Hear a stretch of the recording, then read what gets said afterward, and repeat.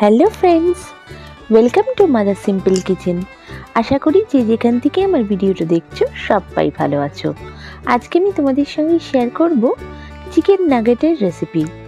একদম সহজ উপায় কি করে তোমরা রেস্টুরেন্টের মতন চিকেন নাগেট বানাবে সেটাই তোমাদের সঙ্গে শেয়ার করব। এই চিকেন নাগেট বানিয়ে তোমরা অনায়াসে 1 মাস স্টোরও করতে পারো। নাগেটটা বানিয়ে ফ্রিজারে রেখে দেবে, যখন ইউজ করার হবে তখন জাস্ট বার করে ভেজে নেবে। একদম দোকানে যেরকম আমাদের ফ্রোজেন নাগেট হয় সেরকম। চলো দেখে নেওয়া যাক রেসিপিটা। এর জন্য আমি নিয়েছি এখানে চিকেন বোনলেস। আমি এটাকে অন্তত 2 ঘন্টা ম্যারিনেট করে রেখেছি নুন আর ভিনেগারে। এবার আমি এটাকে দেখো মিক্সচারে দিয়ে দিচ্ছি চিকেনটা। এর সাথে আমি অ্যাড করে দেবো স্বাদ অনুযায়ী নুন, আর আমি দেবো এখানে সোয়া সস 2 টেবিল স্পুন মতন, আর আমি দেবো এখানে চিলি পাউডার। আমি এখানে 2 টেবিল স্পুন মতন চিলি পাউডার দিচ্ছি, তোমরা তোমাদের ঝাল অনুযায়ী বাড়াতে বা কমাতে পারো। আর আমি এখানে দিচ্ছি আদা বাটা 1 চামচ মতন। আর যেটা আমি এখানে অ্যাড করবো সেটা হচ্ছে রসুনের গুঁড়ো পাউডার। আমি এখানে রসুনের পাউডার অ্যাড করেছি, তোমরা চাইলে এখানে রসুনের পেস্টও ইউজ করতে পারো। আর দিচ্ছি তেল, 2 টেবিল স্পুন মতন তেল অ্যাড করছি। দিয়ে এবার আমাকে এটাকে ব্লেন্ড করে নিতে হবে। একদম স্মুথ পেস্ট করে আমি মিক্সিতে এটা ব্লেন্ড করে নিচ্ছি। দেখো এটাকে আমি এখানে রসুন পাউডারটা আমি অ্যাড করছি। এটা অপশনাল, কিন্তু তোমার যেরকম থাকবে সেরকমই অ্যাড করতে পারো। একদম ভালো করে পেস্ট করে নেব, স্মুথ পেস্টটা হয়ে গেছে। আমি এই প্লেটের মধ্যে ট্রান্সফার করে দিচ্ছি।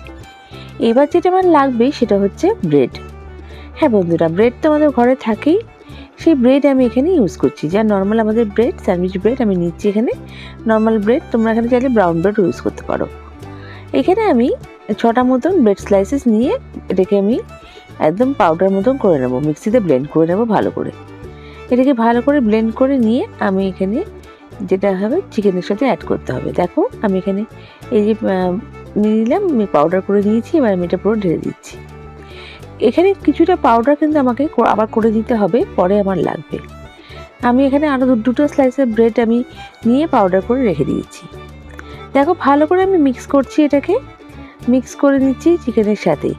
আর ভালোভাবে মিক্স করতে হবে যাতে কোনোভাবে কোনো লাম্পস না থাকে ব্রেডে, তাহলে ভালো লাগবে না। চিকেনের সাথে ভালো যেরকম আমি আটা মাখি সেরকমভাবে মেখে নিতে হবে, কিন্তু একটা ডো ফর্মে চলে আসবে। দেখো কি সুন্দর ডো ফর্মে চলে এসছে। এবার আমাকে এটা ভাগ করে দিতে হবে। তোমরা যেমন তোমাদের মনের মতন শেপ করে দিতে পারো। আমি এখানে ছোটো ছোটো চিকেন নাগেটের শেপ করে নিয়েছি।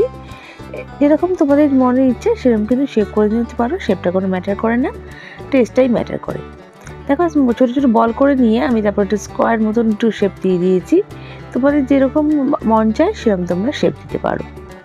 আমি একবার একটা করে দেখাতে হবে, একইভাবে সবটা আমি করে নিয়েছি। এখানে কিন্তু অনেকগুলো নাগেট আমার হয়েছে। এবার আমি একটা ব্যাটার বানাবো। তার জন্য আমি এখানে 3 টেবিল স্পুন মতন কর্নফ্লাওয়ার অ্যাড করছি। আর আমি এখানে অ্যাড করবো 3 টেবিল স্পুন ময়দা। দিয়ে আমি এখানে একটু হালকা নুন দিয়ে একটু জল দিয়ে এটা ব্যাটার মতন করে নেবো। বেশ স্মুথ ব্যাটার হবে, বেশি ঘন কিন্তু হবে না আর একদম পাতলা হবে না। একটা বেশ মিডিয়াম মতন আমি ব্যাটার করে নিচ্ছি। দেখো আমি এখানে দিয়ে নুনটা দিয়ে প্রথমে অল্প জল অ্যাড করে আমি একটু ভালো করে ফেটিয়ে নেব। নিয়ে তারপর আমি জলটা প্রথমে বেশি জল অ্যাড করবে না, তাহলে পাতলা হয়ে যাবে, তখন আমার ব্যাটারটা বেশি হয়ে যাবে।